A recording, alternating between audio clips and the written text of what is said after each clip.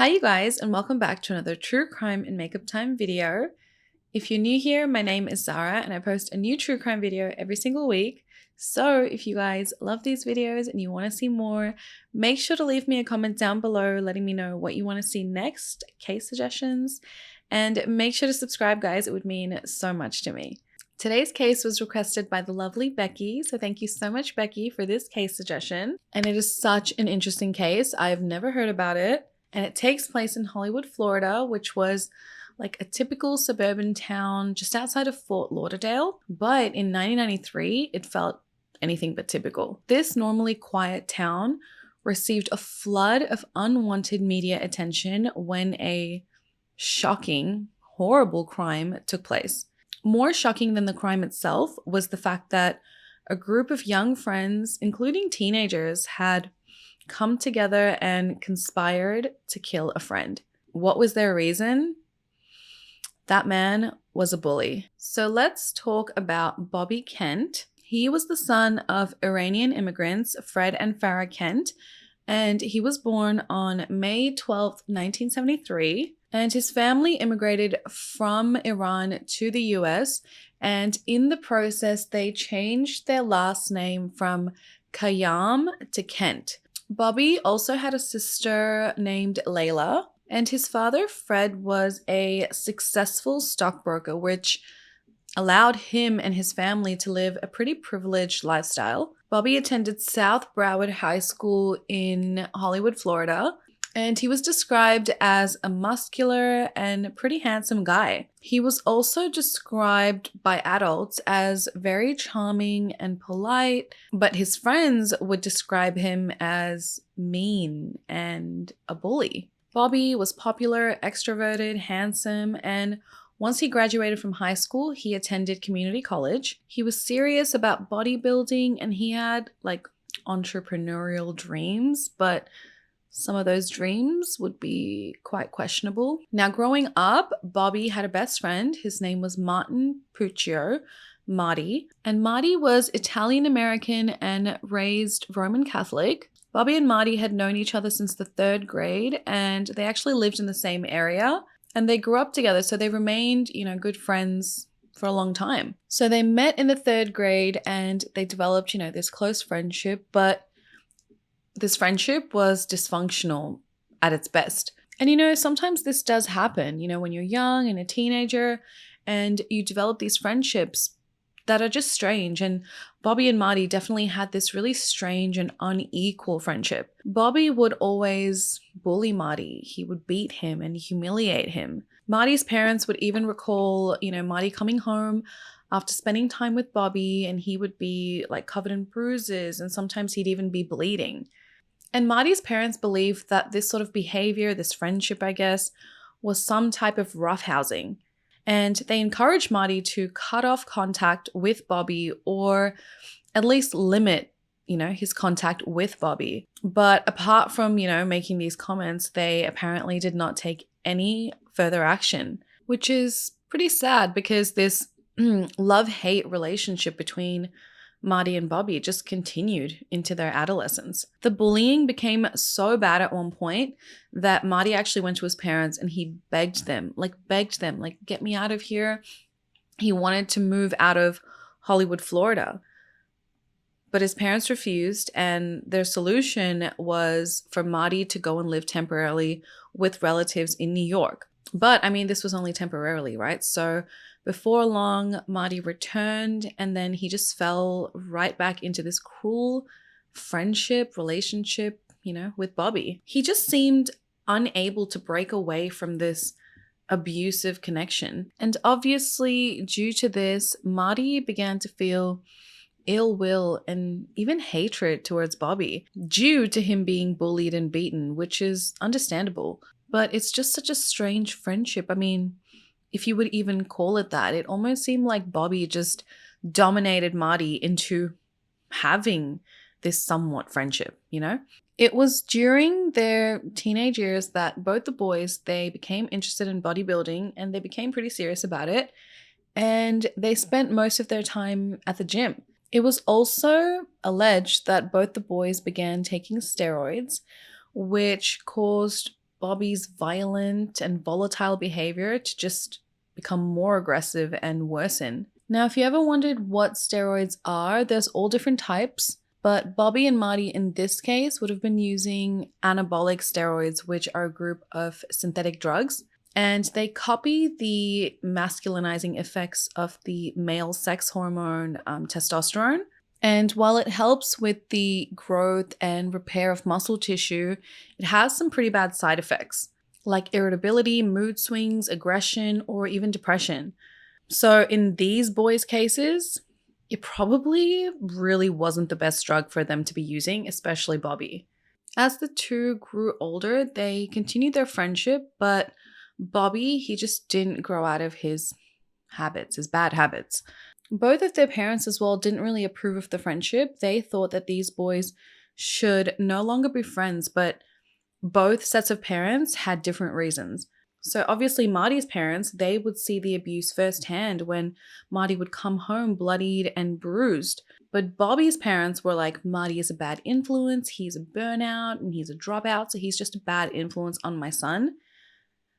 And that was because in the 11th grade, Marty, he decided to drop out of high school. So the fact that, Marty was a high school dropout just made the Kent parents even more wary of the friendship. That's why. Not because your son's beating the living crap out of him. And I found this part super weird because, at least in my experience, I've noticed that parents of boys are always like super like meh when it comes to boys and their friendships. It's kind of like boys will be boys, they're just fooling around. But if Marty's parents can clearly see that their son is coming home bruised, bloody, beaten, what's going on? That too by someone who's supposed to be a friend. Roughhousing during play, is one thing, but like being bruised, beaten, bloody, that's like a whole different ballgame. Where is the conversation of like, okay, son, tell me what's going on. Why are you getting your ass beat by this supposed friend? I know they encouraged him to like end the friendship, but like, was there anything else said? Was there any more of an intervention that kind of took place? Then when Marty was begging to leave the neighborhood, like I wonder what took place during that conversation. Sending him to New York for a while clearly didn't, solve anything, and letting him when I say letting him, they're still teenagers at this point. Like I feel like parents would have some sort of control. So letting him just fall back into this friendship with Bobby, like, and then I'm sure on Bobby's end, his parents clearly saw what Bobby was doing to his friend, but maybe it's kind of like, yeah, that's my son. You know what I mean? Like he's a tough boy, but where was the discipline or intervention there? I kind of feel like both families just dropped the ball in handling this friendship a little bit better, just doing something about it, At some point after Bobby himself graduated from high school, he himself entered the business arena as a filmmaker. Now, as the gay subculture was at the height of its popularity back then in South Florida, Bobby, he came up with the idea to sell porn. He began to film random men masturbating and then decided to try and sell these tapes. Bobby and Marty also began experimenting with making gay porn movies and attempting to sell them to local shops. Neither Marty or Bobby allegedly actually participated in these movies, but allegedly they directed and coaxed a Florida man in his 40s to be the star. They would get this guy to just perform on camera and then attempt to sell these fantastic tapes. Bobby then tried to promote this movie titled Rough Boys to all the local, shops in the area, but nobody was interested in these tapes, mainly due to the bad filming and the bad audio quality, as well as a lack of actual sexual activity in these tapes. I mean, apart from this man, dancing nude and playing with a sex toy, that was about it. So nobody was interested in these tapes. So yeah, this pornographic venture did not go very well, obviously due to the poor quality. And yeah, it just made them super difficult to sell. So it didn't go well. And it was also rumored that Bobby and Marty were pretty active in gay prostitution, which was also going pretty rampant at that time in South Florida. And to what degree they were actually involved in this is highly unknown. But it is also rumored or alleged that Bobby actually pimped out Marty, who was, his taller, muscular friend, out in this scene. And this would take place mainly at gay clubs. Now, although it is also stated that Marty and Bobby never allegedly performed in these tapes that they tried to sell, and it is alleged that Bobby actually forced Marty to perform in one of these gay porn videos and just kept the tape and used it as blackmail to get whatever he wanted from Marty. Bobby just wouldn't allow Marty to walk away from this abusive friendship. So then Marty meets Lisa Connolly. She was a shy 18-year-old and she was a high school dropout just like Marty. And the two of them spent all their time together and they quickly fell in love. At the time, Marty, was 20 and Lisa was 18. And during the course of their relationship, Lisa quickly noticed how Marty was being treated by Bobby. She found this so-called friendship super bizarre and abusive, and hoping to take Bobby's mind off Marty, she introduced Bobby to her friend Allie Willis. And Allie, like Lisa, was 18 years old at the time. However, she had already been married and she had a young child. And this child was actually taken care of by Allie's parents. And like most people, you would think that like friends dating friends, there are these two couples, one of them are best friends, you would think that they would just really all get along and become this like cozy foursome. But Allie and Bobby only dated for a few weeks. And this was because Bobby allegedly began abusing Allie, subjecting her to bizarre sexual behavior, allegedly rape. And he apparently would also make her watch his gay porn videos that he directed while they were having sex. And according to Marty later on, he also began threatening Allie's child. And once she broke off this relationship with Bobby, she quickly began dating another teenager named Donnie Semenek. Meanwhile, Lisa now discovers that she's pregnant with her boyfriend Marty's child. And now she began fearing that her baby, and her boyfriend Marty, they would just never be able to escape Bobby's torture. She then began to plot how she could get Bobby out of their lives permanently. Bobby also used to call Lisa names and also apparently make fun of her weight. So that's where her hatred for Bobby started. So she decided to put together this little group. So she recruited her friend Allie and then her boyfriend Marty, of course. She also added Allie's new boyfriend Donnie and then her own cousins Heather Swallows and Derrick Zverko, and then another man, Derrick Kaufman, into her murderous little 7-man band. And Derrick Zverko, her cousin, joined this group because he was mad at Bobby for bullying Lisa. And the other Derrick, Kaufman, he was 22 years old and he claimed to be a mafia hitman. And he didn't even know Bobby, but he was recommended by a friend of Allie's. And Lisa felt like having Derrick Kaufman on the team was good because his so-called knowledge about being a hitman would come in handy. So on the night of July 13th, 1993, Marty, Donnie, Lisa, Heather, and Allie, they met with Bobby. And Marty, Donnie, and Heather, they became uncomfortable and they left. They just bolted. And Lisa and Allie then lured Bobby to this new development area that was under construction with the promise that he would be able to drive Allie's Mustang and that she was dying to have sex with him. Now, remember, they were already broken up at that point. So he was just like, oh, she wants to have sex with me, so they kind of like lured him based on that pretext. Lisa had brought along her mother's gun with the intention of using it to kill Bobby. And this was meant to happen while Bobby was distracted having sex with Allie. But when the time came, she was just unable to go through with it. And that's how that night just ended. So then on July 14th, 1993, the following night, that group, the 7 of them, they gathered at a local Pizza Hut in Florida. And their sole intent to gather here was to discuss how to get rid of Bobby. And actually, sorry, Marty, he actually wasn't present at this meeting, but the rest of them, the 6 of them, they began plotting, how to kill him and how to get rid of him. So they chose that night as the night when Bobby would meet his maker. And I mean, it's kind of insane because it's just one day after their already failed attempt. And it's like, hello, did you have enough time to plan this? And I mean, they were all pretty young and dumb, but like, this was pretty dumb.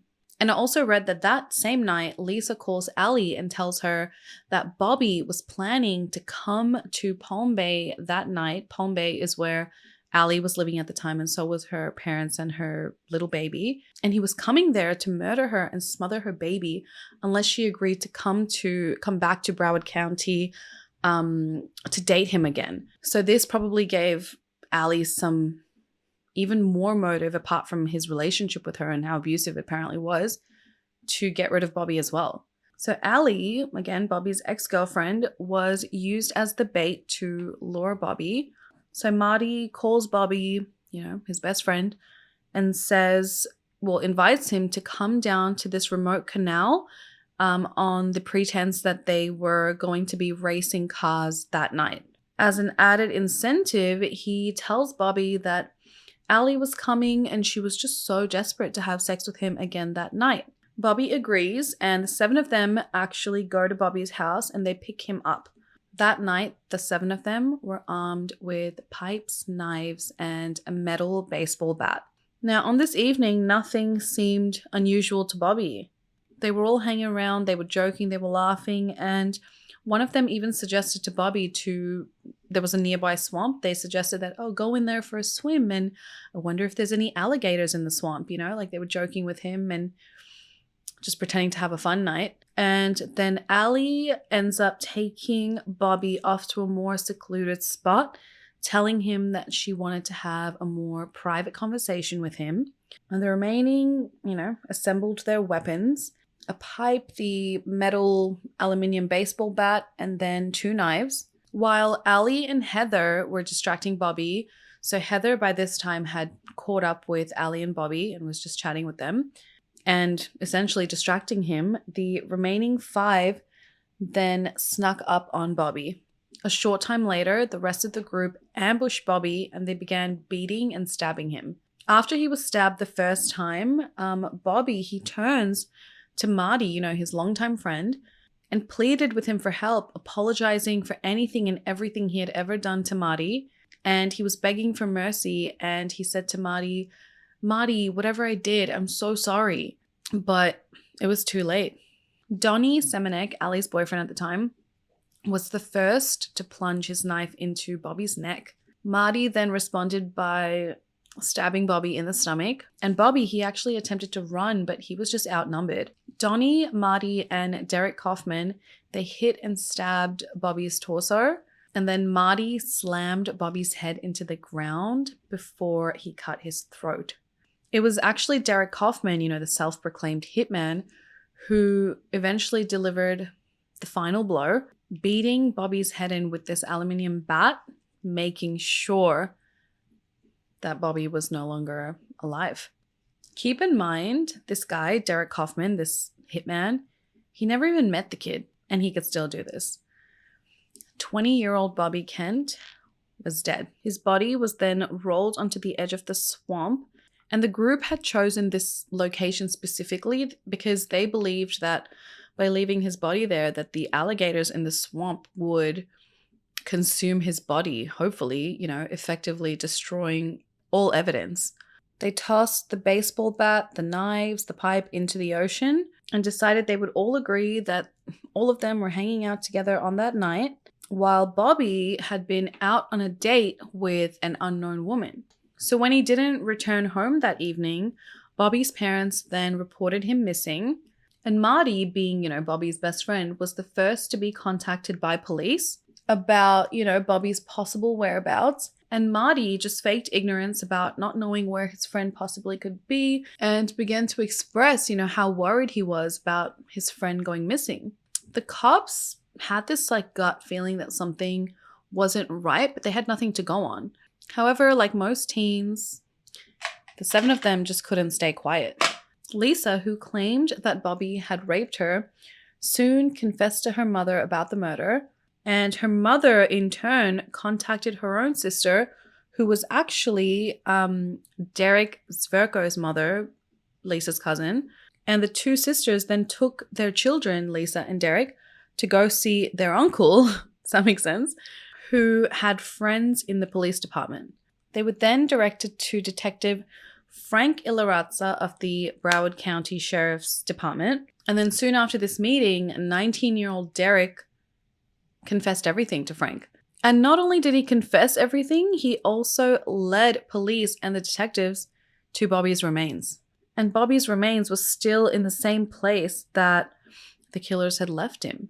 And the wallet in the victim's pants confirmed that it was indeed Bobby Kent's body. Once Bobby's body was found, the rest of them quickly cracked and began giving all these excuses as to why Bobby had to die. They claimed they were just bystanders to what was supposed to be just a beatdown, and nope, they knew nothing about the murder. The 7 young men and women who carried out Bobby's murder were then all arrested. And the prosecutors dealt with this case by trying all 7 of them separately. Not one of the alleged killers displayed any sort of remorse at their trials.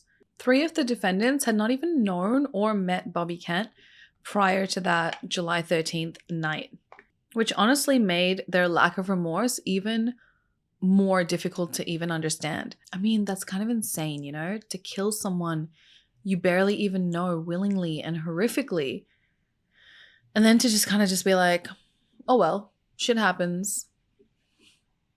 That's insane.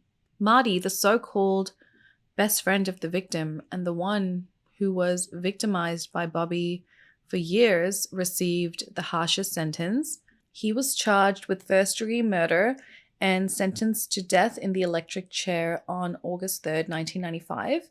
And Bobby's mother, Farrah Kent, believed that this sentence meant that justice had been served.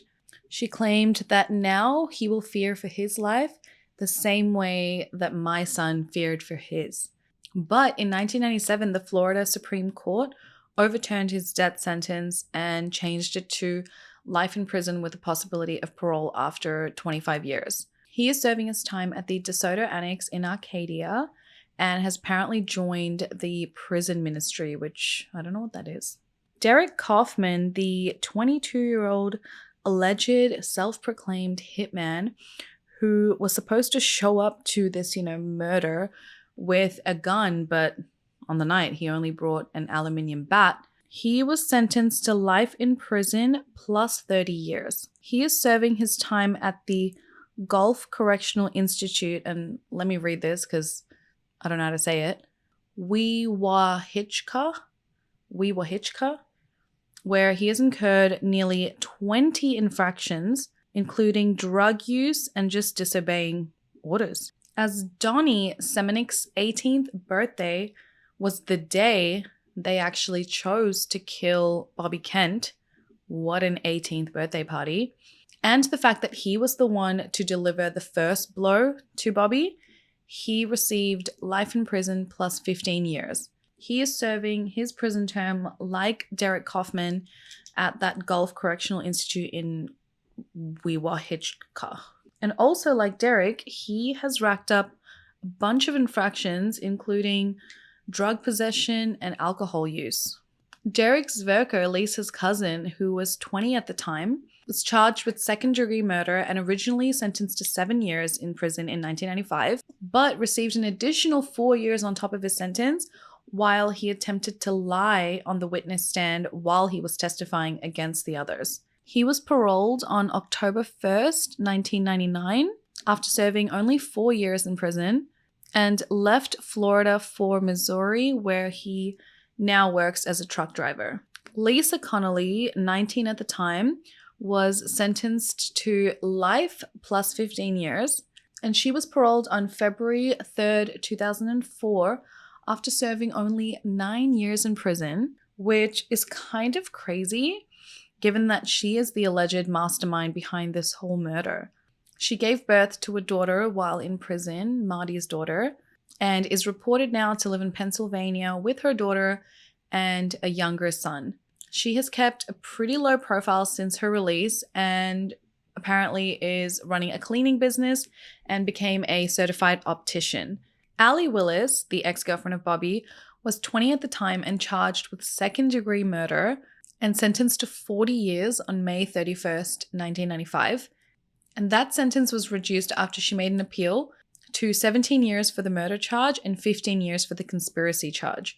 She was then paroled on September 16th, 2001, after serving just 6 years in prison. In 2013, she was actually picked up for retail theft, but she never ended up back in prison, even though she was on parole at the time. It was a parole violation.